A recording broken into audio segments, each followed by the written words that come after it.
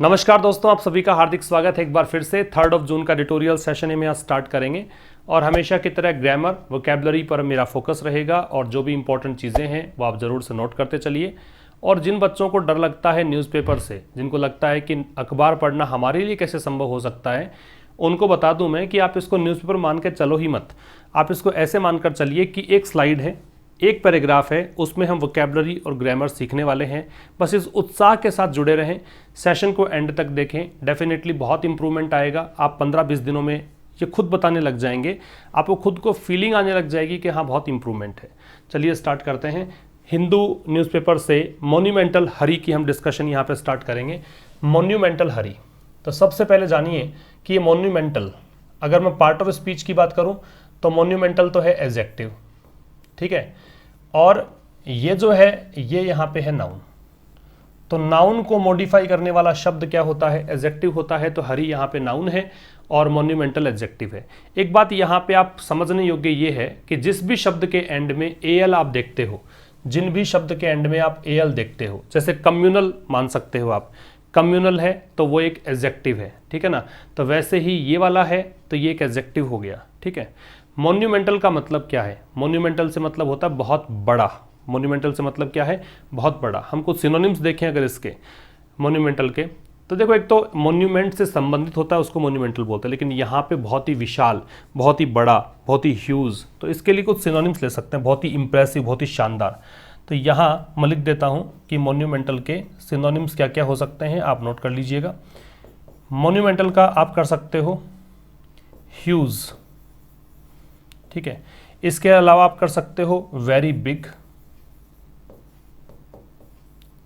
इसके अतिरिक्त आप यहां पे लिख सकते हो इंप्रेसिव, लिख सकते हो बहुत ही शानदार, बहुत ही प्रभावी, या मैजेस्टिक कर सकते हो, ठीक है ना। तो ये सब सिनोनिम्स हो सकते हैं मॉन्यूमेंटल के, नोट कर लीजिए। ये सब एडजेक्टिव्स हैं। इंप्रेसिव, रिमार्केबल भी हो सकता है, चूँकि शानदार है तो रिमार्केबल भी कहा जा सकता है। तो एक आप यहाँ पे रिमार्केबल नोट कर सकते हैं। तो ये सब सिनोनिम्स है मॉन्यूमेंटल के। तो मॉन्यूमेंटल हरी का मतलब है ये एक अलग प्रकार की एक जल्दीबाजी है सरकार के द्वारा। गवर्नमेंट यहाँ पे कुछ मतलब नए भवन निर्माण के लिए काफ़ी ज़्यादा मतलब उत्सुक नज़र आ रही है। तो उसको लेकर चल रहा है कि कोरोना से अभी तक निपट नहीं पाए हैं आप, पेंडेमिक सामने है, उसके आपने रोकथाम के उपाय करने हैं, आप अपने आप को डाइवर्ट कर रहे हैं और इसमें जल्दीबाजी दिखा रहे हैं, इस पर आधारित लेकर तो मॉन्यूमेंटल के मतलब हमने नोट कर लिए हैं। अब देखिए द नरेंद्र मोदी गवर्नमेंट, ये सब्जेक्ट है। जो भी आपको येलो कलर में नज़र आ रहा है वो आपके सब्जेक्ट्स हैं। उसकी वर्ब देखनी है तो नरेंद्र मोदी गवर्नमेंट को देखकर यहाँ पे वर्ब दे रखी है आपको इज, ये वर्ब हो गई। तो नरेंद्र मोदी सरकार is so possessed by its plan. Possessed का मतलब यहाँ पे ऑब्सेस्ड है। यहाँ पे पजेस्ड को आप मान सकते हो कि ऑब्सेस्ड है ना, OBSESSED, ऑब्सेस्ड। एक प्रकार से ये ऑब्सेशन होता है किसी चीज़ का, किसी चीज़ का खुमार, किसी चीज़ का मतलब कह सकते हो आपकी बहुत ज़्यादा आपको दिलो दिमाग पर एक ही बात चलती रहे, तो उसको हम बोलते हैं ऑब्सेशन। तो उसी के लिए यूज़ किया गया है पजेस्ड। तो कहना चाह रहा है कि नरेंद्र मोदी सरकार जो है वो बहुत ज़्यादा मतलब इतनी यहाँ पे पजेस्ड है, सो दे रखा है, और सो के साथ आप देखोगे ना तो यहाँ सो है तो आपको दैट मिलेगा, थोड़ा सा नीचे चलोगे तो यहाँ पे दैट मिलेगा, यहाँ से यहाँ तक जोड़ा है इसको, सो दैट मतलब इतना उतना इस अर्थ में है। तो नरेंद्र मोदी सरकार इतनी पजेस्ड है by its plan, it's possessive adjective है, नरेंद्र मोदी सरकार के लिए है, ये पजेसिव एडजेक्टिव हो गया। अपनी योजना को लेकर इतनी पजेस्ड है, इतनी मतलब खुमार है इसको, इतना मतलब दिमाग में इसने ये चीज़ें छाई हुई है। टू रीडेवलप, रीडेवलप फिर से विकसित करना, तो टू के साथ V0 लग गया। द सेंट्रल विस्टा, अब ये सेंट्रल विस्टा कमेटी बनी है, ये सेंट्रल विस्टा एक प्रोजेक्ट का नाम है, ठीक है ना। तो इस प्रोजेक्ट को, वैसे सेंट्रल का मतलब होता है बिल्कुल मध्य में और विस्टा का मतलब होता है दृश्य, तो एकदम केंद्रीय दृश्य को बोलते हैं सेंट्रल विस्टा। लेकिन यहाँ पे तो आप एक प्रोजेक्ट के रूप में इसको लेंगे। देख सकते हैं आप C कैपिटल में है और यहाँ पे V कैपिटल में है, इसका मतलब ये यहाँ पे एक प्रोजेक्ट का नाम है, तो नेम के रूप में ही इसको लेंगे हम।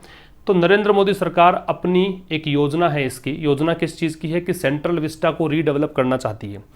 नरेंद्र मोदी सरकार सेंट्रल विस्टा को फिर से विकसित करना चाहती है और इस विचार से इतनी ऑब्सेस्ड है, तो फिर कह रहा है कि द 3 किलोमीटर, अब ये सेंट्रल विस्टा क्या है उसका परिचय दिया गया है। ये जो एक कहानी होती है कि जब नाउन दे दिया आपको, कोई भी नाउन है और फिर कोमा लगाया, फिर एक और नाउन देते हो। तो इस कहानी को हम बोलते हैं नाउन इन एपोजिशन। क्या कहते हैं? Noun in apposition. तो इसमें क्या हुआ, वही कहानी है कि कोमा लगाकर आपने एक और नाउन का यूज किया है, और ऐसी कंडीशन में जो नाउन दूसरे नाउन के, जो पहले वाले नाउन के नजदीक जो सेकंड नाउन लगाते हो आप, उससे पहले हम दे लगाते हैं। तो यही कारण है कि दे लग रहा है। तो सेंट्रल विस्टा क्या है? ये 3 किलोमीटर का लॉन्ग स्ट्रेच है। स्ट्रेच का मतलब होता है फैलाव। ये स्प्रेड है, 3 किलोमीटर तक इसका फैलाव है। कहाँ से कहाँ तक है? तो यहाँ से स्टार्ट होता है, स्टार्टिंग पॉइंट से पहले फ्रॉम आता है, राष्ट्रपति भवन से स्टार्ट होके इंडिया गेट तक, और जो अंतिम बिंदु है उससे पहले टू लगता है। तो ये एक प्रेपोजिशन का पेयर है। फ्रॉम का प्रयोग प्रारंभिक बिंदु से पहले, टू का प्रयोग अंतिम बिंदु से पहले होता है। That even a devastating pandemic, तो इतनी यहाँ पे ऑब्सेस्ड है ना, इतना यहाँ पे खुमार है इस चीज का कि, तो सो आ गया और दैट लग गया कि इवन का मतलब होता है भी। डिवास्टेटिंग पेंडेमिक, डिवास्टेटिंग का मतलब विनाशकारी को बोलते हैं, ठीक है। एक विनाशकारी वैश्विक महामारी, is no destruction from it. तो वैश्विक महामारी भी जो है इज नो डिस्ट्रैक्शन, वो भी मतलब एक इसका ध्यान नहीं भटका पा रही है इस चीज से। डिस्ट्रैक्शन का मतलब ध्यान भटक जाना मतलब आपका दिमाग कहीं और चला जाए, तो उस प्रोसेस को डिस्ट्रैक्शन, और उस चीज को, उस वर्ब को बोलते हैं डिस्ट्रैक्ट होना।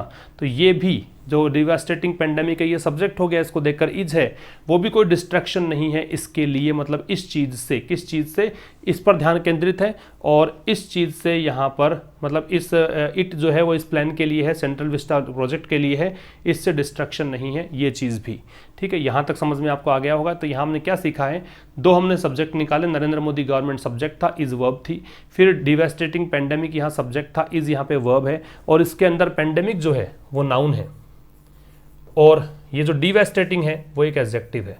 जिस तरीके से मैं बता रहा हूँ आपको, वैसे ही आप न्यूज़पेपर को पढ़ेंगे तो आपको बेहतर समझ में आएगा। डिवास्टेटिंग एडजेक्टिव है, पेंडेमिक नाउन है, डिवास्टेटिंग में आईएनजी लग रहा है, तो ये विनाशकारी है, प्रेजेंट पार्टिसिपल के फॉर्म में है। डिवास्टेटिंग के सिनोनिम आप चाहें तो नोट कर सकते हैं, इस साइड लिख देता हूं मैं सिनोनिम्स डिवास्टेटिंग के, नोट कर लीजिए। डिवास्टेटिंग का मतलब क्या है? डेस्ट्रॉइंग कर सकते हो आप, डिवास्टेटिंग का आप कर सकते हो डेस्ट्रॉइंग, नोट करिए। डिवास्टेटिंग का क्या कर सकते हो? डेस्ट्रॉइंग। डिस्ट्रैक्टिव भी कर सकते हो ना, कैटास्ट्रॉफिक कर सकते हो, कैटास्ट्रॉफिक। डिस्ट्रैक्टिव कर सकते हो, डिस्ट्रैक्टिव। तो ये सब विनाशकारी है। रुइनस भी हो सकता है, RUINOUS, रुइनस, इसका मतलब भी विनाशकारी, बर्बाद करने वाला, ठीक है, नुकसान पहुंचाने वाला। ये सब इसके सिनोनिम्स हैं, किसके? डिवास्टेटिंग के। आगे बढ़ते हैं। इनफैक्ट मतलब वास्तव में। Amid the Nations chaotic battle against COVID-19, the center has been rushing ahead, ignoring pleas to pause it for further deliberations। समझना, इनफैक्ट का मतलब वास्तव में होता है। तो वास्तव में amid the Nations chaotic battle, chaotic का मतलब अस्त व्यस्त, मतलब जो भी अस्त व्यस्त है, कहने का मतलब देश की लड़ाई है, लेकिन अस्त व्यस्त तरीके से लड़ाई है, देश समझ नहीं पा रहा है कैसे इस चीज़ को कंटेन किया जाए, इसलिए कहा गया chaotic। chaotic अगर आप पार्ट ऑफ स्पीच की बात करोगे तो ये बन जाएगा एडजेक्टिव। क्यों बन जाएगा? क्योंकि आप समझ सकते हो कि यहाँ पे बैटल जो है वो क्या है, वो नाउन है, ये यहाँ पे नाउन है। तो देश की जो कैओटिक बैटल है किसके खिलाफ है? तो बैटल के साथ में अगेंस्ट लगेगा, ये ध्यान रखेंगे आप। बैटल के साथ में प्रेपोजिशन क्या लगता है? अगेंस्ट। हर एक शब्द पर ध्यान दो। बैटल के साथ में अगेंस्ट, कोविड-19 के खिलाफ लड़ाई। द सेंटर ये सब्जेक्ट हो गया। हैज़ बीन रशिंग, ये यहाँ पे वर्ब हो गई। हैज़ बीन यहाँ पे हेल्पिंग वर्ब हो गई, और रशिंग यहाँ पे मैन वर्ब है। रश का मतलब होता है तेजी से झपटना, तेजी से आगे बढ़ना। अहेड का मतलब आगे। इग्नोरिंग, इग्नोर करते हुए। इग्नोर क्या होता है? नेग्लेक्ट करना, उपेक्षा करते हुए, ध्यान न देते हुए। प्लीज, प्लीज ये है, प्ली किस प्लूरल बना रखा है, प्ली बोलते हैं, PLEA। ये जो PLEA होता है याचिका को बोलते हैं, एक प्रकार से रिक्वेस्ट कह सकते हो, निवेदन कह सकते हो, अर्ज कह सकते हो। तो इसी का प्लूरल बना रखा है please. To pause it, pause it मतलब इसको रोकना। फॉर फर्दर डेलिब्रेशन, फर्दर का मतलब है आगे, और इसके लिए आप ध्यान रखिए एक वर्ड और होता है, ये ध्यान रखना, फर्दर का मतलब होता है आगे, और इसी के साथ एक वर्ड और होता है फार्दर, FARTHER, इसका मतलब होता है दूर। तो फर्दर और फार्दर दोनों याद रखेंगे आप। तो फर्दर डेलिब्रेशन, डेलिब्रेशन का मतलब विचार विमर्श, कंसिडरेशन आप कह सकते हो। और एक बहुत ही अच्छा वर्ड इसके लिए होता है ब्रूडिंग, BROODING, नोट कर लीजिएगा, बहुत ही अच्छा वर्ड है ब्रूडिंग। ये मिटा देता हूँ मैं, यहाँ लिख देता हूँ आप लिख लीजिएगा ब्रूडिंग, BROODING। कंसिडरेशन होता ही है, डिस्कशन होता ही है। कंसिडरेशन कर सकते हो डेलिब्रेशन के लिए, और डिस्कशन होता है विचार विमर्श, चर्चा, ये भी कर सकते हो डिस्कशन। तो ये सब सिनोनिम है किसके? ये सिनोनिम्स हैं डेलिब्रेशंस के, ठीक है, ये ध्यान रखिएगा। तो यहाँ मैं रिपीट कर देता हूँ कि क्या इसका ट्रांसलेशन था। ये कहना चाह रहा है कि वास्तव में राष्ट्र के जो कैओटिक बैटल है, राष्ट्र का जो एक अस्त व्यस्त स्थिति में लड़ाई है कोविड-19 के खिलाफ, उसी के बीच, अमिड का मतलब हो गया उसके बीच, उस दरमियान, उसी के दौरान सेंटर जो है वो लगातार मतलब आगे बढ़ रहा है, काफ़ी तेज़ गति से आगे बढ़ रहा है। और जो याचिकाएं हैं, लगातार लोग कह रहे हैं, याचिकाएं लग रखी हैं कि भाई इस चीज़ को रोक दो एक बार के लिए, ये जो आप रिनोवेशन करना चाहते हो, ये सेंट्रल विस्टा प्रोजेक्ट है, इसको एक बार रोक दीजिए। इट उसी के लिए आ रहा है, फॉर फर्दर डेलिब्रेशन, किसके लिए? आगे के विचार विमर्श, ताकि हम चर्चा करके इसका स्टेप ले लेंगे, आगे चर्चा के लिए इसको छोड़ दीजिए। लेकिन यहाँ पे सरकार सुनने को तैयार नहीं है और लगातार इस कोविड-19 पेंडेमिक के बीच भी इसी पर ध्यान फोकस किए हुए है। तो ये चीज़ें समझ में आ गई। तो इस फर्स्ट स्लाइड में काफ़ी कुछ सीखने लायक था आपके लिए, ये सब आपने नोट कर लिया होगा, ठीक है। और आप एक स्क्रीनशॉट भी ले लेंगे तो शायद अपने आप से समझ पाएंगे। जब आपने अगर पढ़ लिया है इसको अच्छे से तो स्क्रीनशॉट ले लेंगे, तो खुद से भी जब देखोगे इसको तो पूरा आपको कहानी समझ में आ जाएगी, आंखों के सामने आ जाएगी चीज़ें, क्योंकि रिवीजन बहुत इंपॉर्टेंट है हर चीज़ के लिए। चलो आगे बात करते हैं। नेक्स्ट स्लाइड में क्या कहना चाह रहा है, देखिए यहाँ सब्जेक्ट ये वाला है, इसकी वर्ब ये वाली है। तो the plan is also to construct a new parliament building by March 2022 and a common central secretariat by March 2024 along with new residences for the Prime Minister and the Vice President near South and North blocks which will be repurposed as museum। ज़्यादा कुछ यहाँ पे है नहीं। देखिए plan यहाँ पे subject है, सिंगुलर है, इस कारण से सिंगुलर वर्ब है। आपको ऑल्सो का प्रयोग सीखना है, ये बता दूंगा मैं फिलहाल आप इसको समझ लीजिए ट्रांसलेशन इसका क्या है। तो योजना इज ऑल्सो, योजना ये भी है, किस चीज़ की योजना है? टू कंस्ट्रक्ट, निर्मित करने की, अ न्यू पार्लियामेंट बिल्डिंग, निर्मित क्या करना है, बनाना क्या है? एक नई संसद भवन, पार्लियामेंट संसद, बिल्डिंग भवन, बाई मार्च 2022। इस बाई का मतलब यहाँ पे है तक, टिल के अर्थ में आता है। जब बाई समय से पहले आता है तो इसका मतलब तक है, तो मार्च 2022 तक। फिर कह रहा है and a common central secretariat, और क्या बनाना है? एक कॉमन, एक केंद्र सचिवालय, केंद्रीय सचिवालय बनाना है। सेंट्रल का केंद्रीय हो गया, सेंट्रल भी एडजेक्टिव मैंने कहा था। एल जैसे मोन्यूमेंटल हमने देखा था, कम्युनल मैंने एग्जांपल दिया था, वैसे सेंट्रल भी एडजेक्टिव है, एल दे रखा है इसके अंदर। तो एक सेक्रेटरीट बनाना है। सेक्रेटरीट की स्पेलिंग इंपॉर्टेंट है, सेक्रेटरीट की स्पेलिंग इंपॉर्टेंट है, ये नोट कर लीजिएगा। स्पेलिंग के लिहाज से ये प्रश्न पूछा जा सकता है। बाई मार्च 2024, फिर से बाई लग गया, इसका मतलब तक है। 2024 तक। अलॉन्ग विद का मतलब होता है किसी चीज़ के पैरेलल, सहारे। न्यू रेजिडेंसेज, किसके साथ साथ? तो नए घर बनाने हैं, नए रेजिडेंसेस बनाने हैं, किसके लिए? प्राइम मिनिस्टर के लिए और वाइस प्रेसिडेंट के लिए। कहाँ पर? साउथ और नॉर्थ ब्लॉक के नज़दीक। और साउथ और नॉर्थ ब्लॉक के लिए दे रखा है विच विल बी रीपर्पज्ड। और साउथ और नॉर्थ ब्लॉक को क्या करेंगे? विल बी रीपर्पज्ड, इसका फिर से एक पर्पज निर्धारित किया जाएगा एज म्यूजियम्स, मतलब इनका पर्पज फिलहाल कुछ और है और इसको रीपर्पज करके इसको फिर से मतलब एक उद्देश्य क्या होगा? म्यूजियम्स के रूप में इसका इस्तेमाल किया जाएगा। विल बी रीपर्पज्ड है, पैसिव है क्योंकि ये बी के साथ वर्ब की थर्ड फॉर्म है, तो बी के साथ वर्ब की थर्ड फॉर्म जो होती है उसको आप पैसिव बोलते हैं। समझ रहे हो? तो बहुत सिंपल सी बात है कि योजना ये भी है कि नया एक संसदीय भवन बनाना है, कब तक? 2022 तक। और एक केंद्रीय सचिवालय बनाना है 2024 तक। और किसके साथ साथ? प्राइम मिनिस्टर और वाइस प्रेसिडेंट के लिए जो घर की बात कर रहे हैं उनके साथ साथ। और किसके नज़दीक? उन्होंने साउथ और नॉर्थ ब्लॉक्स के नज़दीक। और इनका रीपर्पज कैसे किया जाएगा? इसको फिर से इस्तेमाल, मतलब किस पर्पज में इस्तेमाल करोगे? म्यूजियम्स के रूप में इस्तेमाल करना है। आ गया समझ में? अब समझना, यहाँ पे एक जो चीज़ थी ऑल्सो के बारे में समझिए। ऑल्सो जो है इसमें एक कहानी आपको याद रखनी है कि अगर मैन वर्ब आपको दे रखी हो या फिर हेल्पिंग वर्ब फिर मैन वर्ब दे रखी हो या फिर बी के रूप दे रखे हो, 3 कंडीशन आती है। बी का मतलब आपको इज मिलेगा, आपको एम मिलेगा, आपको आर मिलेगा या फिर आपको मिलेगा वॉज या वर। ये कुछ चीज़ें आपको मिलती हैं देखने को। तो जब मैन वर्ब दे रखी होती है आपको, जैसे मान लो यहाँ देखो इज दे रखा है, तो ये क्या है? बी का फॉर्म है, क्योंकि इज यहाँ पे हेल्पिंग वर्ब तो है नहीं। अगर हेल्पिंग वर्ब होती तो फिर आप इसके आगे आईएनजी देखते या फिर थर्ड फॉर्म देखते, तो ऐसा तो है नहीं। तो इसका मतलब एक बात ध्यान रखिएगा कि is am are was were के बाद में ऑल्सो आएगा यहाँ पर। अगर आपको हेल्पिंग वर्ब दे रखी होती है तो हेल्पिंग वर्ब के बाद में आएगा। और अगर मैन वर्ब है तो मैन वर्ब से पहले आएगा। ये कुछ कहानी आप याद रखिएगा ऑल्सो की कि ऑल्सो मैन वर्ब से पहले, हेल्पिंग वर्ब के बाद में, और बी अगर दे रखा है तो उसके बाद में आता है। ये प्रयोग आप ध्यान रखें, इसका स्क्रीनशॉट ले लीजिएगा लास्ट में। और एक एल एंडिंग वर्ड का एक एग्जांपल और यहाँ पे जुड़ गया कि सेंट्रल दे रखा है। एक बाई का मतलब हमने सीखा कि बाई जब टाइम से पहले आता है, whenever we use by before time, so it would mean till, तक, अनटिल, है ना, इस अर्थ में ये आएगा। समझ गए? तो ये कुछ चीज़ें थी। सेक्रेटरीट की स्पेलिंग मैंने बताया कि स्पेलिंग के लिहाज से इंपॉर्टेंट है, तो ये आपको याद करनी है। सेक्रेटरी की स्पेलिंग आपको आती होगी, SECRETARY होता है ना, यहाँ पे IAT जोड़ना है, केवल सेक्रेटरीट बन जाएगा। नेक्स्ट चलो आगे देखो, there will be a new building for the PMO। छोटा सा सेंटेंस है, स्मॉल सेंटेंस है, इसका स्ट्रक्चर समझते हैं। देयर से सेंटेंस का स्टार्ट है, इसका मतलब इन्वर्जन है। एक बात तो ये ध्यान रखनी है आपको, देयर से स्टार्ट करोगे सेंटेंस का तो इसका मतलब इन्वर्जन लगेगा।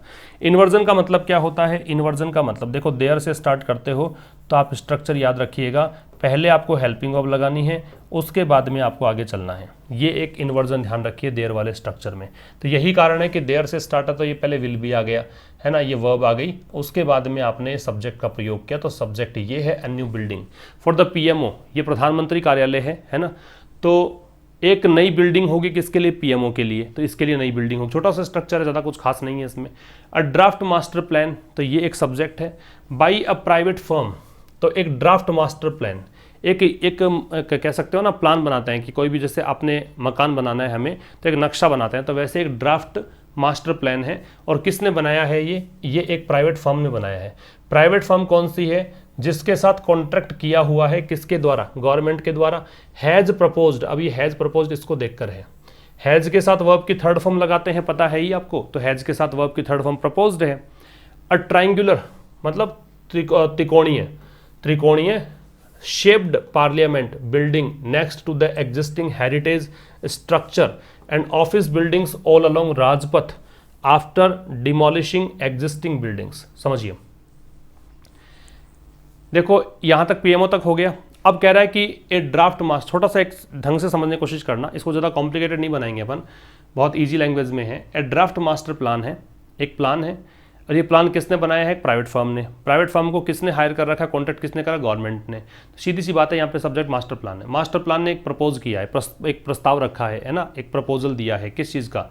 मास्टर प्लान में ये है कि एक त्रिकोणीय आकार की एक पार्लियामेंट बनाई जाए, ये आकार है इसका।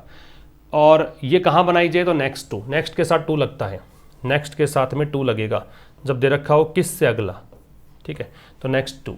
किससे आगे? Next to the existing heritage structure. एक हेरिटेज स्ट्रक्चर है, हेरिटेज का मतलब विरासत होता है, तो जो पहले से पुरानी बनी हुई एक स्ट्रक्चर है, उस एग्जिस्टिंग का मतलब जो फिलहाल अस्तित्व में है, जो एक्सटेंट है, अस्तित्व में है, जो फिलहाल बनी हुई है, उसके बिल्कुल नेक्स्ट साइड में। नेक्स्ट का मतलब बिल्कुल अगला। जैसे मान लीजिए ए का कोई घर है और ए और ये बी, तो कहें कि बी कहाँ रहता है, तो कब कह सकते हो? नेक्स्ट टू ए। तो ये है नेक्स्ट टू का प्रोसीजर। नेक्स्ट टू का मतलब है बिल्कुल अगला, नेक्स्ट टू यहाँ लगेगा। समझ गए? तो कहना क्या चाह रहा है कि त्रिकोणीय आकार की पार्लियामेंट बिल्डिंग बनेगी, और कहाँ बनेगी? एग्जिस्टिंग जो फिलहाल बना हुआ एक हेरिटेज स्ट्रक्चर है उसके अगले साइड में बनेगी। And official buildings all along Rajpath, और राजपथ के बिल्कुल सहारे पैरेलल, अलोंग का मतलब सहारे क्या बनेगी? ऑफिस बिल्डिंग्स बनेगी। फिर कह रहा है कि आफ्टर डिमोलिशिंग एग्जिस्टिंग बिल्डिंग, और बनेगी कैसे? पहले बिल्डिंग बनी हुई है, उनको डिमोलिश करने के बाद आफ्टर लग गया प्रेपोजिशन। तो प्रेपोजिशन के बारे में बताता रहता हूं आपको कि प्रेपोजिशन अगर है तो उसके बाद में आपको V0 प्लस ING प्लेस करना होता है। प्रेपोजिशन के बाद में V0 प्लस ING आता है। तो एग्जिस्टिंग बिल्डिंग्स जो हैं, जो फिलहाल बिल्डिंग्स बनी हुई हैं, उनको डिमोलिश करने के बाद, उनको ढहाने के बाद ये बनेगा। डिमोलिश का मतलब क्या होता है? डिमोलिश का मतलब होता है ढहाना, ठीक है। डिमोलिश बहुत छोटा सा, कोई ज़्यादा कुछ खास वर्ड नहीं है, पता होना चाहिए आपको डिमोलिश क्या होता है। तो इसका मतलब है ढहाना, तो ढहाने के बाद। आगे दे रखा टिल डेट, अब तक की डेट में, आज तक की बात कर रहा है। The government has not publicly stated the project estimated cost. The government subject है, इसको देखकर ये वर्ब है, हैज़ हेल्पिंग वर्ब और स्टेटेड मैन वर्ब, और ये नोट लगाया नेगेटिव बनाने के लिए, पब्लिकली लगा दिया एडवर्ब। सार्वजनिक रूप से, स्टेट का मतलब कहना, बताना। तो गवर्नमेंट ने आज तक भी पब्लिकली, सार्वजनिक रूप से बताया नहीं है कि प्रोजेक्ट का एस्टिमेटेड कॉस्ट कितना है। कॉस्ट यहाँ पे नाउन है, और एस्टिमेटेड यहाँ पे एडजेक्टिव है, और आपको पता लग गया होगा कौन सा एडजेक्टिव है, तो ये पास्ट पार्टिसिपल है क्योंकि थर्ड फॉर्म में दे रखा है।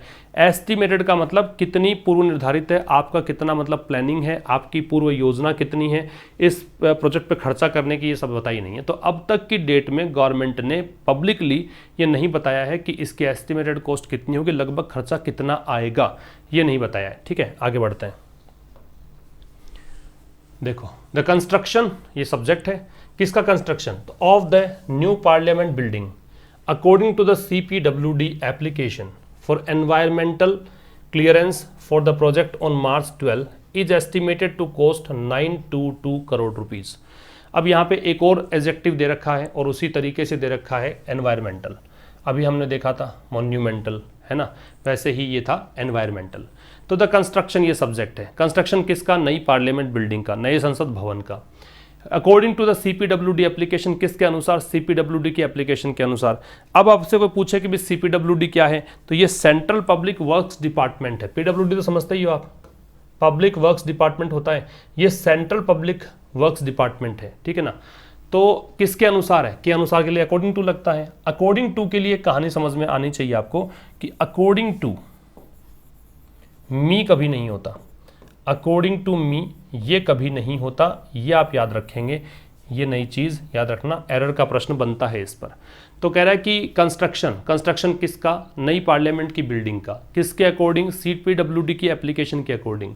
फॉर एनवायरमेंटल क्लियरेंस, एप्लीकेशन किसकी, एनवायरमेंटल क्लियरेंस। भी कोई बिल्डिंग बनती है तो उसके लिए आपको एक पर्यावरण के मतलब मंत्रालय से या कहें कि ऑफिस से क्लियरेंस लेना पड़ता है कि हम बिल्डिंग बना रहे हैं, कोई दिक्कत तो नहीं है, क्योंकि वहाँ पे प्रदूषण वगैरह का सब मामला रहता है। तो क्लियरेंस के लिए फॉर द प्रोजेक्ट के लिए ऑन March 12 12 मार्च को इज एस्टिमेटेड टू कॉस्ट। तो इसकी एस्टिमेशन कितनी है, इसका मतलब लगभग इज एस्टिमेटेड मतलब ये पैसिव वॉइस हो गया, तो एस्टिमेट लगाया गया है कि ये कॉस्टिंग आएगी 922 करोड़ रुपए की। देखो, नए पार्लियामेंट भवन का निर्माण और किसके अकॉर्डिंग, CPWD की एप्लीकेशन लगा रखी है, एप्लीकेशन किसके लगा रखी है, एनवायरमेंटल क्लियरेंस के लगा रखी है इस प्रोजेक्ट के लिए। प्रोजेक्ट कौन सा है, तो हमें पता है कि हम कौन से प्रोजेक्ट, सेंट्रल विस्टा प्रोजेक्ट की बात कर रहे हैं, तो इस कारण से डेफिनेट हो गया। जब किसी नाउन के बारे में आपको इन्फॉर्मेशन दे रखी होती है, नाउन के बारे में वो पता होता है कि कौन से नाउन की हम बात कर रहे हैं, तो यहाँ तो पता है आपको प्रोजेक्ट कौन सा है। अभी पहले स्लाइड से लेकर ये 4th स्लाइड में हम पहुँच चुके हैं, अभी तक बातें वही चल रही है हमारी। तो इसका मतलब प्रोजेक्ट हो गया डेफिनेट, प्रोजेक्ट डेफिनेट हो गया, तो इसका मतलब सीधी सी बात है कि दे लग गया। तो CPWD एप्लीकेशन दे रखी है किसके लिए, इस प्रोजेक्ट के लिए एनवायरमेंटल क्लियरेंस हेतु, तो उसके अकॉर्डिंग 12 मार्च को एप्लीकेशन दी थी, उसके अकॉर्डिंग कॉस्टिंग निकालोगे ना अगर आप इसकी, तो लगभग 922 करोड़ की कॉस्टिंग आएगी। ठीक है, आगे देखो, आगे दे रखा है द सेंटर, ये हो गया आपका subject, has given a range of regions behind the redevelopment plan from the structural safety of the parliament building and the north and south blocks which came up between 1911 and 1931, and once delimitation is done the number of seats increase to the need for more space to seat MPs and office space for all of them। थोड़ा सा लंबा sentence लेकिन कुछ खास बातें नहीं है, बहुत सिंपल यहाँ पे कहानी है, आप आराम से समझ सकते हो। देखो, द सेंटर यहाँ पे सब्जेक्ट है, इसको देखकर ये हेल्पिंग वर्ब और मैन वर्ब केंद्र सरकार ने दिया है। सेंटर से पहले दे लगता है, अपोजिशन होता तो भी दे लगता है ना, अगर यहाँ अपोजिशन होता तो भी दे लगता। तो केंद्र सरकार ने यहाँ पे दिए हैं। अ रेंज ऑफ रीजन्स का मतलब बहुत बड़ी स्तर पे रीजन्स दिए हैं, बहुत बड़े स्तर पे कारण दिए हैं। रेंज का मतलब यूँ है कि बहुत सारे कारण गिना दोगे तो छोटे से लेकर बड़ा तक रीजन, तो ये एक रेंज हो गया, एक स्तर हो गया। तो कह रहा है कि ए रेंज ऑफ रीजन्स दिए हैं। बिहाइंड का मतलब होता है पीछे, किसके पीछे, द रीडेवलपमेंट प्लान, ये जो फिर से डेवलपमेंट की योजना है ना, उसके पीछे बहुत सारे कारण गिना दिए केंद्र सरकार ने। कहाँ से कहाँ तक गिनाए हैं, तो फ्रॉम यहाँ से स्टार्ट कर दो, ठीक है ना, यहाँ से लेकर आगे तक आपको दे रखा होगा।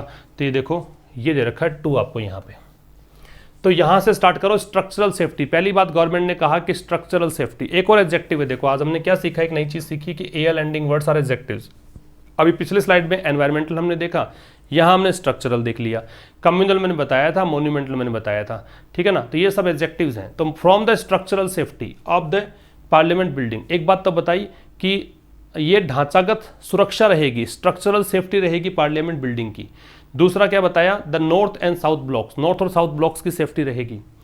विच केम अप, अब ये विच किसके लिए आ रहा है, इनके लिए आ रहा है। ये कब आए थे अस्तित्व में, विच अपने से पहले वाले के लिए आता है। तो ये कब अस्तित्व में आए थे? ये आए थे 1911 से 1931 के बीच। एक कहानी आपको याद रखनी है कि बिटवीन के साथ में क्या आता है? हमेशा एंड आता है। अगर बिटवीन दो के बीच है तो डेफिनेटली बिटवीन के साथ में एंड लगेगा, और between is always used for to persons और टू थिंग्स। तो यहाँ पे क्लियरली आप देख सकते हैं कि दो चीज़ें हैं 1911 से 1931, तो इनके बीच में यहाँ पे ये अस्तित्व में आए थे। केम अप का मतलब इमर्ज होना है, यहाँ पे अस्तित्व में आना है, एग्जिस्टेंस में आना है। And once delimitation is done, और एक बार डिलिमिटेशन का मतलब होता है डिमार्केशन, ठीक है, सीमांकन, सीमा निर्धारित करना, सेट कर देना, फिक्स कर देना, इसको बोलते हैं डिलिमिटेशन। और एक बार डिलिमिटेशन हो जाए, ठीक है, इज डन, ये पैसिव वॉइस हो गया बी के साथ में थर्ड फॉर्म। तो एक बार डिलिमिटेशन कर दिया जाए and the number of seats increase, और अगर संख्या, सीट्स की संख्या बढ़ जाए, सीट्स की संख्या बढ़ जाए। समझो यहाँ पे एक एरर है, ये आपको बतानी है कि क्या गलती है। आप सोचिए एक बार इसके बारे में कि द नंबर ऑफ सीट्स में क्या गलती है। इतने बता देता हूं मैं कि डिलिमिटेशन का सिनोनिम क्या क्या हो सकते हैं। तो डिलिमिटेशन के लिए आप डिलिमिट को याद कर लो ना, डिलिमिट सीमांकन करना होता है। जैसे वर्ब ले लिया हमने डिलिमिट, तो ये एक सीमांकन करना है, डिलिमिट। तो इसके लिए आप कर सकते हो सेट, इसके लिए आप कर सकते हो फिक्स, और मैंने कहा कि बहुत ही अच्छा वर्ड ये है डीमार्केट।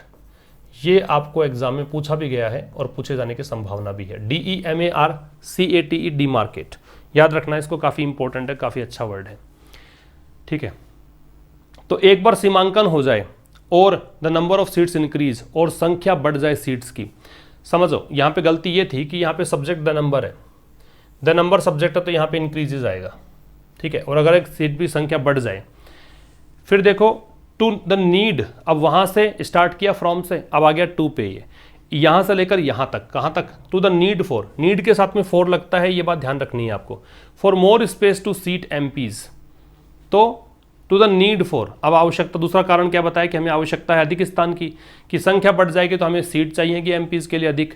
एंड ऑफिस स्पेस चाहिएगा फॉर ऑल ऑफ देम, उन सभी के लिए भी। अगर सांसद ज़्यादा हो गए तो हमें उस सभी के लिए तो ऑफिस स्पेस भी चाहिएगा, और उनके लिए सिटिंग अरेंजमेंट भी करना पड़ेगा। ये सब कारण गिना दिए, बहुत सिंपल है ना। देखो हमने दो तीन चीज़ें सीखी है। एक चीज़ सीखी है कि बिटवीन के साथ में एंड लगता है, एक चीज़ सीखी है कि नीड के साथ में फॉर लगता है, एक चीज़ सीखा है डिलिमिटेशन के सिनोनिम्स क्या है, तो उस साइड में आप जाके देख सकते हैं। एक हमने सीखा है यहाँ पे कि AL एंडिंग वर्ड है वो फिर से एडजेक्टिव के रूप में आया है। एक स्ट्रक्चरल यहाँ पे एग्जांपल दिया, सेंटर यहाँ पे सब्जेक्ट है, ये यहाँ पे वर्ब हो गई, ये यहाँ पे डिलिमिटेशन सब्जेक्ट है, ये यहाँ पे वर्ब हो गई। इज के साथ थर्ड फॉर्म है तो पैसिव हो गया। द नंबर ऑफ दे रखा है तो सिंगुलर लगता है वैसे भी, तो द नंबर ऑफ के साथ सिंगुलर वर्ब आ गई। लिमिट्स क्यों आ गया? क्योंकि द नंबर यहाँ पे सब्जेक्ट है, ठीक है। तो कह रहा है कि सेंटर ने यहाँ पे बहुत ज़्यादा कारण गिना दिए हैं, किसके पीछे? कि रीडेवलपमेंट प्लान के पीछे कारण गिनाए हैं। कि इन्होंने कहा कि भी नॉर्थ और साउथ ब्लॉक और पार्लियामेंट बिल्डिंग है, उसकी स्ट्रक्चरल सेफ्टी के लिए हम ऐसा कर रहे हैं। और फिर थोड़ा सा वर्णन दे दिया बीच में, लेखक ने थोड़ा सा इसको बीच में थोड़ा सा एक क्या कह सकते हो, एक कॉम्प्लेक्स स्ट्रक्चर बना दिया कि भाई ये जो चीज़ें हैं ना, नॉर्थ एंड साउथ ब्लॉक्स हैं और पार्लियामेंट बिल्डिंग है, ये कब आए थे? 1911 से 1931 के बीच में बने थे। और एक बार डिलिमिटेशन हो जाए, सीमांकन हो जाए और सीट्स की संख्या बढ़ जाए, है ना, तो once delimitation is done and the number of seats increases to the need for more space, तो यहाँ से लेकर यहाँ तक इसने कहा कि ये हमारे कारण है, हमें सीट्स बढ़ाने के लिए ज़रूरत पड़ेगी स्पेस के लिए, ऑफिस स्पेस हमें चाहिएगा उन सभी लोगों को जो MPs बढ़ गए हैं, इन सब की बातें कर रखी है। फिर कह रहा है for the post independence buildings such as Shastri Bhavan and Krishi Bhavan it has cited the need for modern work spaces. तो देखो the need for the post independence, post का मतलब बाद में, प्री का मतलब पहले, पोस्ट का मतलब बाद में। For the post independence buildings का मतलब हो गया वो भवन जो कि स्वतंत्रता के बाद में बने, उनके लिए। आज़ादी के बाद 1947 के बाद जो बिल्डिंग्स बनाई गई उनके लिए। सच एज का प्रयोग एग्जाम्पल देने के लिए करते हैं, जैसे कि शास्त्री भवन है, इधर कृषि भवन है ना, इन सब की बात कर रहा है, इनके लिए। इट हैज़ साइटेड, इट किसके लिए आ रहा है? गवर्नमेंट के लिए। गवर्नमेंट ने क्या बोला है? फिर किसी ने पूछ लिया कि साहब शास्त्री भवन और कृषि भवन, इसके बारे में बताओ, आप क्यों इसको रिनोवेट करना चाहते हो? तो इसने हवाला दिया the need for modern work spaces ने कहा कि आधुनिक कर्मस्थली चाहिए, वर्क प्लेसेस चाहिए, वर्क स्पेसेस चाहिए। नीड के साथ में मैंने क्या बताया था? Preposition for. तो एक बार फिर से आप देख सकते हो, जो चीज़ें देखो रिवाइज हो रही हैं बार बार में, एक दो स्लाइड के अंदर ही, तो वो चीज़ें आपको अच्छे से आ जानी चाहिए। फिर उसके लिए ऐसा नहीं कि सर आपने करवाया नहीं या फिर हम भूल गए, ऐसा नहीं होना चाहिए। रिवीजन बार बार में आपका एक साथ ही हो रहा है। नीड के साथ में फॉर आएगा। साइट के बारे में बता दूँ आपको, तो ये जो साइट वर्ड है ना, इसका मतलब कहना होता है। साइट का मतलब क्या है? कहना। और साइट एक SITE होता है, ये स्थान होता है। और एक SIGST होता है, ये होता है दृष्टि, मतलब विजन को बोलते हैं, VISION को बोलते हैं। थोड़ा सा ये चीज़ों को ध्यान रखेंगे आप। तो ये चीज़ें हमने पढ़ी हैं इस स्लाइड के अंदर। चलो आगे बढ़ते हैं, अगली स्लाइड में देखते हैं कुछ और नया मिलेगा आपको। देखो, the decision on redevelopment was taken in a Hari and without adequate consultations. बहुत छोटा सा सेंटेंस है, सेंटेंस को पढ़ना है, सेंटेंस पढ़ते जाओगे स्लाइड अपने आप आती जाएगी पूरी। द डिसीजन सब्जेक्ट है, डिसीजन को देखकर वर्ब देखोगे तो ये वर्ब है, ठीक है। अब कहानी तो यही थी कि ये सब्जेक्ट और ये वर्ब, लेकिन बीच में इसने क्या कर दिया, इसको डाल दिया। डिसीजन किस बात को लेकर, रीडेवलपमेंट को लेकर। निर्णय किस बात को लेकर, रीडेवलपमेंट को लेकर। वॉज टेकन, लिया गया। इन अ हरी, ये एक फ्रेज याद रखेंगे कि इन अ हरी ही होता है हमेशा। ये जब आर्टिकल आप देखते हो तो उसमें आपको फ्रेज दे रखे होते हैं, फिक्स्ड फ्रेजेस। वहाँ पर आप कंफ्यूज रहते हैं कि हरी जो है वो तो काउंटेबल नाउन नहीं है, तो फिर आपने एक ऐसे लगा दिया। तो ये एक फिक्स्ड फ्रेज है, आपको ऐसा का ऐसा ही याद करना पड़ेगा। तो the decision on redevelopment was taken, तो रीडेवलपमेंट को लेकर डिसीजन लिया गया इन अ हरी, बहुत जल्दीबाजी में, आनन फानन में, एंड विदाउट एडिक्वेट कंसल्टेशंस, और बिना पर्याप्त चर्चा के। कंसल्टेशंस का मतलब एक वर्ड बताया था हमने, थोड़ा याद करो। आज ही के सेशन में हमने एक वर्ड डिस्कस किया था कंसल्टेशन के लिए, ब्रूडिंग भी मैंने बताया उसके लिए, याद आ जाना चाहिए आपको। क्या आया था, डेलिबरेशन, विचार विमर्श, डिस्कशन, ठीक है। डेलिबरेशन, कंसिडरेशन, ब्रूडिंग, ये सब बताया था। एडिक्वेट का मतलब पर्याप्त होता है, तो इसके लिए सफिशिएंट यूज कर सकते हो, एम्पल यूज कर सकते हो, एनफ यूज कर सकते हो, सफिशिएंट, ठीक है। एम्पल भी हो सकता है इसका, AMPLE, काफ़ी इंपॉर्टेंट है ये वाला, ठीक। तो इन हरी बता दिया मैंने कि फिक्स्ड फ्रेज है। तो इसके लिए डिसीजन जो है रीडेवलपमेंट के लिए वो लिया गया, आनंद फानन में लिया गया, जल्दीबाजी में लिया गया, और बिना कोई ज़्यादा या पर्याप्त रूप से कंसल्टेशन भी नहीं किया गया, ज़्यादा मतलब चर्चा भी नहीं की गई। फिर कह रहे थे यूटिलिटी। यूटिलिटी क्या होता है, यूटिलिटी का मतलब सदुपयोग कह सकते हो, बेनिफिट्स कह सकते हो, प्रॉफिटेबिलिटी कह सकते हो। चूंकि ये नाउन है, ये मुझे पता कैसे लगा नाउन है, तो आर्टिकल के ठीक बाद में दे रखा है और एक ही वर्ड दे रखा है, आगे तो प्रीपोजिशन दे रखा है, तो एडजेक्टिव एडवर्ब तो कहीं है नहीं, इसका मतलब इसी को आप नाउन कहोगे, यूटिलिटी को। तो यूटिलिटी के लिए अगर आप चाहो कि भी सिनोनिम्स क्या हो सकते हैं, तो आप यूजफुलनेस यूज कर सकते हो इसके लिए, यूजफुलनेस, ठीक है। यूजफुलनेस, FUL कर देना इसको, चलो, यूज फिर फुल फिर नेस, यूजफुलनेस। एक इसके लिए आप कर सकते हो प्रॉफिटेबिलिटी, प्रॉफिटेबिलिटी तो सदुपयोगिता है, लाभ है, बेनिफिट है, ये सब कह सकते हो। एडवांटेज कह सकते हो, वैल्यू कह सकते हो, है ना। इसके लिए आप एडवांटेज भी यूज़ कर सकते हो और वैल्यू भी यूज़ कर सकते हो। तो ये सब सिनोनिम के रूप में काम आ सकते हैं किसके, यूटिलिटी के। तो utility of such a massive redevelopment. अभी सच वाली कहानी समझना कि सच के बाद में अगर आप काउंटेबल नाउन लगाते हो, सच के बाद में अगर काउंटेबल नाउन लगा दिया आपने, तो दो कंडीशन बनेगी, या तो सिंगुलर काउंटेबल नाउन आएगी या प्लूरल काउंटेबल नाउन आएगी। सिंगुलर काउंटेबल नाउन है तो इसके ठीक पहले ए या एन लग जाएगा, जो कुछ भी रिक्वायर्ड है, और प्लूरल काउंटेबल नाउन है तो ए और एम लगाते नहीं है, तो इसकी बात हम करेंगे नहीं। तो यहाँ पे देख सकते हो सच अ मैसिव रीडेवलपमेंट, तो यहाँ पे सच ए के बाद में, सच के बाद में ए लगा दिया। अब रीडेवलपमेंट जो है वो तो नाउन है और मैसिव है यहाँ पे एडजेक्टिव है, तो ठीक इसके बाद में लगता है, सच के ठीक बाद में ही लगाते हैं हम आर्टिकल, तो सच ए लगा दिया। मैसिव का मतलब भारी भरकम, रीडेवलपमेंट का पता, ये पुनः विकास की बात कर रहे हैं। Is not easily defendable, is है नॉट नहीं, इजीली आसानी से डिफेंडेबल, ये क्या है, रक्षा करने योग्य, बचाने योग्य, डिफेंडेबल बचाने योग्य, ये एक एडजेक्टिव है। ABLE एंडिंग वर्ड्स होते हैं वो भी एडजेक्टिव्स ही होते हैं, और इजीली यहाँ पे एडवर्ब है, क्योंकि एडजेक्टिव को मॉडिफाई करना और क्वालिफाई करने का काम कौन करता है, एडवर्ब करता है, तो इजीली यहाँ पे एडवर्ब है, ठीक है। But the Modi government is evidently, evidently का मतलब एपेरेंटली, एविडेंटली का मतलब क्या होता है, एपेरेंटली, जो देखने पर लगता है, या फिर क्लियरली कह सकते हो, स्पष्ट रूप से, जो देखने पर लगता है, क्लियरली, स्पष्ट रूप से, ये भी कह सकते हो, ठीक है। ये नोट कर सकते हैं आप कि इसका मतलब क्या है, एविडेंटली का एपेरेंटली या फिर क्लियरली। एक इसके लिए आप यूज कर सकते हो विजिबली, ब्लेटेंटली, ये सब भी हो सकते हैं। तो ईगर, ईगर का मतलब उत्सुक होता है, तो रिकंडीशन द कैपिटल्स, रिकंडीशन का मतलब रेनोवेशन है, यहाँ पे रिकंडीशन का मतलब यहाँ पे रेनोवेशन की प्रक्रिया है, पुनर्नवीनीकरण की प्रक्रिया है, रिडेवलपमेंट की प्रोसेस है। द कैपिटल्स लैंडस्केप, कैपिटल का मतलब राजधानी, मतलब दिल्ली की बात है, और लैंडस्केप का मतलब परिदृश्य होता है।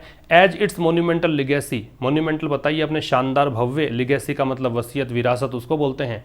इट्स यहाँ पे दिल्ली के लिए आ रहा है, कैपिटल के लिए आ रहा है। अब समझना ध्यान से, हमने डिस्कस किया ऊपर से, तो डिसीजन जो है वो तो हमने डिस्कस कर लिया कंसल्टेशंस तक, फिर द यूटिलिटी में आए। तो यूटिलिटी सब्जेक्ट था, इसको देखकर इज वर्ब थी। तो इस प्रकार के भारी भरकम रीडेवलपमेंट के लिए जो सदुपयोगिता है, जो उपयोगिता है, जो लाभ है, इज नॉट इजीली डिफेंडेबल। वो मतलब आसानी से आप इसको डिफेंड नहीं कर सकते। कोई पूछेगा आपसे कितना भारी भरकम आप खर्चा कर रहे हो तो इसका लाभ क्या है, तो उस चीज़ को आप बचा नहीं पाओगे, है ना। मोदी सरकार इससे बच नहीं पाएगी, लोगों के आक्रोश का, कह सकते हो आलोचनाओं का, विपक्षी पार्टी की आलोचनाओं का सामना करना पड़ेगा। फिर कह रहा है but the Modi government is evidently eager. फिर भी ये कह रहा है कि मोदी गवर्नमेंट जो है वो बिल्कुल स्पष्ट रूप से, बिल्कुल साफ साफ दिखता है, बिल्कुल अपेरेंटली ये दिखता है कि वो ईगर है, उत्सुक है। किस चीज़ के लिए? इस कैपिटल के लैंडस्केप को परिवर्तित करने के लिए, उसका रेनोवेशन करवाने के लिए, एज इट्स मोन्यूमेंटल लिगेसी, ठीक है ना। किस रूप में? इस मोन्यूमेंटल लिगेसी के रूप में, कि इसकी जो विरासत है उसको चेंज करना चाहते हैं। इस दिल्ली का जो मतलब मोन्यूमेंटल लिगेसी है उसको चेंज करना चाहते हैं। ये उत्सुक है इस चीज़ में, कहने का मतलब रेनोवेट करवाने में इच्छुक है, ईगर है। तो सेंट्रल गवर्नमेंट की बात ये कर रहा है। आगे देखो, आगे कह रहा है the opposition, environmentalist, architects and citizens, ये सारे सब्जेक्ट हैं। इसको, इन सबको देखकर देखो 1 2 3 4 हो गए कैटेगरीज, तो इस कारण से हैव है। रेज्ड है तो राइज और रेज दो चीज़ें होती हैं, एक RISE होता है और एक RAISE होता है। तो RISE जब लोगे आप तो ये अपने आप उठना होता है, ऊपर बढ़ना, और ये बढ़ाना होता है, ठीक है। इसके लिए आपको कोई ना कोई चाहिएगा बढ़ाने के लिए, उठाने के लिए, इसके लिए कोई नहीं चाहिए, खुद ऑटोमेटिक बढ़ना होता है। राइज की सेकंड फॉर्म करोगे तो रोज बनेगा ROSE, और थर्ड फॉर्म करोगे तो बनेगा रीजन RISEN। जबकि रेज है उसकी सेकंड फॉर्म करोगे तो RAISED बनेगा, और थर्ड फॉर्म करोगे तो फिर से RAISED बनेगा। ये काफ़ी काम की चीज़ है, काफ़ी बार कंफ्यूज करती है, नोट कर लीजिएगा इस बात को। तो कह रहा है एक तो विपक्षी खेमा, विपक्षी मतलब कांग्रेस की बात कर लो। एनवायरमेंटलिस्ट मतलब एक प्रकार से पर्यावरणविद, जो कि पर्यावरण के हितों के बारे में सोचते हैं वो। आर्किटेक्ट्स जो शिल्पकार है, जो भवन निर्माण का काम करते हैं वो। एंड सिटीजन्स और नागरिक, इन सब ने क्या किया है? Have raised the range of concerns, इन्होंने बहुत बड़े मात्रा में, बहुत बड़ी संख्या में कंसर्न्स मतलब चिंताएं यहाँ पे जाहिर की हैं, बढ़ाई हैं, उठाई हैं। Even before the pandemic brought in additional issues, even before मतलब इससे पहले, इवन बिफोर मतलब इससे भी पहले। किससे पहले? द पेंडेमिक, पेंडेमिक सब्जेक्ट हो गया, ब्रॉट वर्ब हो गई, इन एडिशनल इश्यूज। फिर देख लो AL एंडिंग वर्ड्स एडजेक्टिव्स होते हैं, तो ये एडिशनल एक और वर्ड मिल गया। ये बात तो पक्की आज आपने सीख ली होगी कि AL ending words are generally called adjectives. तो ये एडजेक्टिव है और ये यहाँ पे नाउन है। इश्यूज का मतलब यहाँ पे मुद्दे। एक बात ध्यान रखना, इशू का मतलब शिशु भी होता है। अगर इशू का मतलब ऑफ स्प्रिंग है, यदि issue is equal two of spring, तो इनका प्लूरल नहीं बनेगा, इनमें एस या ईएस नहीं जुड़ेगा, ध्यान रखना। अगर इशू बराबर ऑफ स्प्रिंग है, इशू का मतलब संतान है, इशू का मतलब शिशु है, तो आप इनमें एस या ईएस नहीं जोड़ सकते। तो देखो इन सब ने, ऑपोजिशन ने, पर्यावरणविद ने, आर्किटेक्ट्स ने और सिटीजन्स ने यहाँ पे बहुत ज़्यादा चिंता गिनाई हैं, काफ़ी ज़्यादा कंसर्न्स के मुद्दे गिनाए हैं, उठाए हैं। किससे पहले? पेंडेमिक जब पहले से ही एडिशनल इश्यूज, अतिरिक्त मुद्दे जब पेंडेमिक लेकर आ गई, वो मुद्दे जो पहले सरकार के सामने थे ही नहीं, वो चुनौतियां थी ही नहीं, और वो मुद्दे यहाँ पे ब्रॉट इन मतलब अंदर लेकर आना। ब्रॉट सेकंड फॉर्म में ब्रिंग की, इनका मतलब अंदर, एडिशनल अतिरिक्त इश्यूज मुद्दे। तो अतिरिक्त मुद्दे जब ये लेकर आई पेंडेमिक, वैश्विक महामारी, उससे पहले तो इन्होंने ये कंसर्न जताई थी। अब तो अतिरिक्त मुद्दे और आ गए, तो डेफिनेटली विरोध होना ही है कि आप इस पर ध्यान क्यों केंद्रित कर रहे हो, वहाँ ध्यान क्यों नहीं लगा रहे।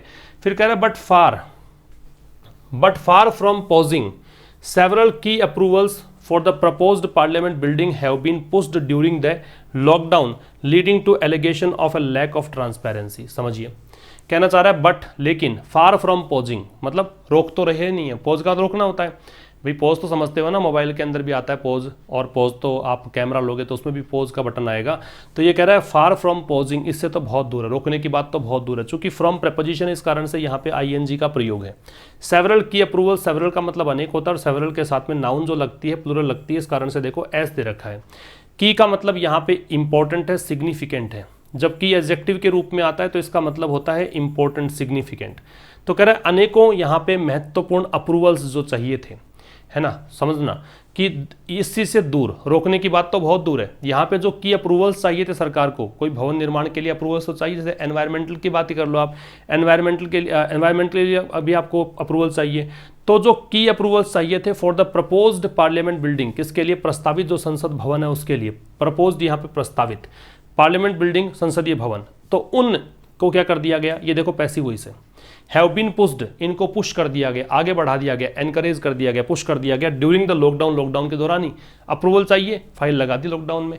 देखो फायदा कितना उठाया है। लीडिंग टू, लीड टू का मतलब होता है परिणाम स्वरूप घटित होना, ठीक है ना। लीड टू का मतलब है एक प्रकार से कोज कह सकते हो, रिजल्ट इन कह सकते हो। लीड टू को आप रिप्लेस कर सकते हो रिजल्ट इन से, कि परिणाम ऐसा निकलेगा, रिजल्ट इन। लीड में टू लगता है, रिजल्ट में इन लगता है, ठीक है। तो इसका परिणाम क्या, allegations of a lack of transparency. इससे क्या हुआ, आरोप लगे, एलिगेशन का आरोप किस चीज के, लैक ऑफ ट्रांसपेरेंसी की, पारदर्शिता नहीं आपने बरती है, पारदर्शिता का यहाँ पे अभाव है, कमी है, समझ गए। तो कह रहा है कि पॉज करने की बात तो बहुत दूर है, यहाँ पे तो क्या किया कि बहुत सारे जो अप्रूवल्स चाहिए थे ना प्रपोज इस पार्लियामेंट बिल्डिंग के लिए, उन्होंने क्या कर दिया गया, पुश कर दिया गया लॉकडाउन के दौरान ही। और इस प्रकार से एलिगेशंस लगे, आरोप लगे, किस चीज़ के, ट्रांसपेरेंसी की कमी है, इस प्रकार के आरोप इन पर लगाए गए। एलिगेशन का मतलब अभियोग, आरोप। इससे आगे आ जाओ। Independent expert members of the central Vista committee could not attend the meeting where it was passed without much discussion as per the minutes of the meeting। समझना, इंडिपेंडेंट एक्सपर्ट मेंबर्स सब्जेक्ट है, independent स्वतंत्र expert members जो भी वहाँ पे expert सदस्य हैं, किसके, सेंट्रल विस्टा कमेटी के। कमेटी की स्पेलिंग बहुत इंपॉर्टेंट है, क्यों, क्योंकि डबल एम है, डबल टी है, डबल ई है, समिति। सेंट्रल विस्टा कमेटी के कुछ इंडिपेंडेंट मेंबर्स हैं, could not attend the meeting, वो मीटिंग अटेंड नहीं कर सके। कुड नॉट आ गया मतलब पास्ट की एक कैपेबिलिटी, एक एबिलिटी आ गई कि अटेंड नहीं कर सके मीटिंग को। वेयर इट वॉज पास्ड, जहाँ, वेयर जहाँ, इट वॉज पास्ड, इट किसके लिए आ रहा है, उस अप्रूवल के लिए कह सकते हो, या फिर कह सकते हो कि जो भी मतलब कह सकते हो कि जो ये मीटिंग है हुई है, उस मीटिंग को क्या कर दिया गया, पास कर दिया गया, पारित कर दिया गया, जो मुद्दे थे उनको पारित कर दिया गया। इट सब्जेक्ट है, वॉज पास्ड, यहाँ पे helping verb plus man verb है, और पैसिव का स्ट्रक्चर है क्योंकि बी के साथ वर्ब की थर्ड फॉर्म है। वॉज जो है बी का पास्ट फॉर्म होता है ना। विदाउट मच डिस्कशन का मतलब बिना ज़्यादा डिस्कशन के, बिना ज़्यादा चर्चा के। As per the minutes of the meeting, और ये कैसे कहा जा सकता है कि चर्चा नहीं हुई, तो वहाँ पे मिनट देख लो कि मीटिंग कितने मिनट में खत्म हो गई, उतने मिनट में पता लग गया कि एज पर, इसके according, the minutes of the meeting, meeting की मिनट्स देख लो। और इसको माइन्यूट भी ले सकते हो, माइन्यूट का मतलब सूक्ष्म डिटेल होती है, सूक्ष्म जो मतलब कह सकते हो स्मॉल डिटेल्स को माइन्यूट बोलते हैं। फिलहाल यहाँ तो मिनट्स पढ़ लीजिए इसको। तो मीटिंग कितने मिनट में खत्म हुई, तो वहाँ पे इसका मतलब समझ जाओ कि ज़्यादा डिस्कशन हुआ ही नहीं, छोटी मोटी चर्चा करके इन्होंने तो फटाफट अपना अप्रूवल करवाना था, ये काम करवा लिया। तो यहाँ कुछ ठीक है कि आपको एक कमिटी का स्पेलिंग याद करनी, बाकी ज़्यादा कुछ इंपॉर्टेंट था नहीं। The process for change of land use by the Delhi development authority was completed just before the lockdown began on March 25। तो कह रहा क्या, द प्रोसेस, ये सब्जेक्ट है, फॉर चेंज किसके लिए, बदलाव के लिए। और बदलाव किसका, लैंड यूज की, ज़मीन का इस्तेमाल किसके द्वारा, ये इसके द्वारा हो रहा है, दिल्ली डेवलपमेंट अथॉरिटी DDA के द्वारा।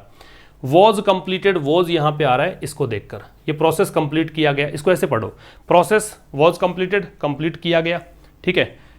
Just before the lockdown, lockdown से पहले। लॉकडाउन कब शुरू हुआ, लॉकडाउन का वर्ब ये है, लॉकडाउन शुरू हुआ March 25 को, 25 मार्च को। और बीच में क्या दे रखा है, प्रोसेस किस चीज़ का, प्रोसेस दे रखा है कि DDA के द्वारा ज़मीन का इस्तेमाल को चेंज करने के लिए जो एक प्रोसेस था, DDA के द्वारा जो लैंड यूज होता है उसमें बदलाव के लिए जो प्रोसेस है वो शुरू हो गया था लॉकडाउन से पहले ही। लॉकडाउन कब शुरू हुआ था, 25 मार्च को, मतलब 25 मार्च से पहले ही प्रोसेस शुरू कर दिया गया। इससे आगे देखो, activists and architects have questioned the lack of studies to ascertain the need for the project and its impact on the environment, traffic and pollution. Activist सामाजिक कार्यकर्ता, आर्किटेक्ट्स शिल्पकार, कारीगर जो भवन निर्माण करते हैं वो सब। तो ये हो गया है आपका सब्जेक्ट। हैव क्वेश्चनड, ये हेल्पिंग वर्ब और ये मैन वर्ब। हैव के साथ थर्ड फॉर्म, हैज के साथ थर्ड फॉर्म, हैड के साथ थर्ड फॉर्म, ये बता रखा है मैंने आपको कि जिस भी सहायक क्रिया के साथ में एच नजर आएगा वहाँ पे थर्ड फॉर्म आप लगाओगे। तो एक्टिविस्ट और आर्किटेक्ट जो हैं उन्होंने क्वेश्चन किया है द लैक ऑफ स्टडीज़, इन्होंने प्रश्न उठाया है किस बात को लेकर, लैक का मतलब कमी, स्टडीज़ का मतलब अध्ययन।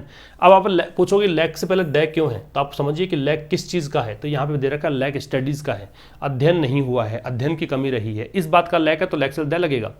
टू एसर्टेन, एसर्टेन का मतलब एक प्रकार से डिटरमाइन करना है, एक सुनिश्चित करना है, डिटरमाइन लिख सकते हो इसको आप, डिटरमाइन सुनिश्चित करना, ठीक है। तो कह रहा है कि एक्टिविस्ट और आर्किटेक्ट्स है उन्होंने क्वेश्चन उठाया है कि भाई अध्ययन किया ही नहीं गया, अध्ययन की बहुत कमी रही, किस चीज़ के लिए, सुनिश्चित करने के लिए कि the need for the project, कि इस प्रोजेक्ट की आवश्यकता है कि नहीं, इसका अध्ययन ही नहीं किया आपने। नीड के साथ प्रिपरेशन क्या लगेगा, फॉर, थर्ड टाइम आ रहा है, याद हो जाना चाहिए ये भी आपको। एंड इट्स इम्पैक्ट, और इसका प्रभाव क्या पड़ेगा। इम्पैक्ट के साथ में ऑन लगता है, ये ध्यान रखिएगा। इम्पैक्ट अगर नाउन के रूप में है तो ऑन लगेगा। द एनवायरमेंट, प्रभाव क्या पड़ेगा, पर्यावरण पर, ट्रैफिक पर और पोल्यूशन, प्रदूषण पर प्रभाव क्या पड़ेगा, इसका अध्ययन नहीं हुआ। और प्रोजेक्ट की आवश्यकता, इसका अध्ययन नहीं हुआ। तो ये सब क्वेश्चन उठाए हैं आर्किटेक्ट्स ने और एक्टिविस्ट ने। आगे देखो, there were enough reasons to be circumspect about this grand idea from the very beginning. समझिए, देयर से स्टार्ट हुआ, क्या समझाया था, इन्वर्जन लगेगा। इन्वर्जन लगेगा तो देख सकते हैं आप, ये तो आपकी वर्ब आ गई और ये आपके सब्जेक्ट आ गए। ठीक है, तो देयर वर एनफ रीजन्स, पर्याप्त कारण थे, टू बी सर्कमस्पेक्ट, सर्कम मतलब एक प्रकार से कोशिश रहना, सतर्क रहना। तो सतर्क रहने के पर्याप्त कारण थे। अबाउट दिस ग्रैंड आइडिया, इस बड़े विचार के बारे में, इस महान विचार के बारे में। ग्रैंड का मतलब शानदार, भव्य, बड़ा। फ्रॉम द वेरी बिगिनिंग, शुरुआत से ही, समझ रहे हो।